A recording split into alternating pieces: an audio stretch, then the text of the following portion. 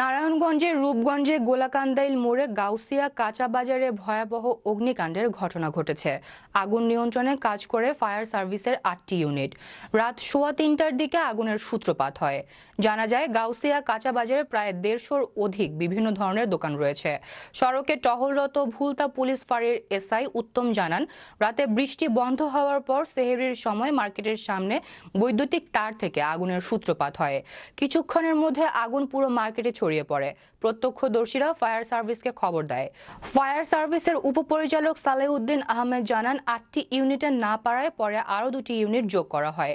২ ঘন্টার চেষ্টায় ভোর ৬টার দিকে আগুন নিয়ন্ত্রণে আসে।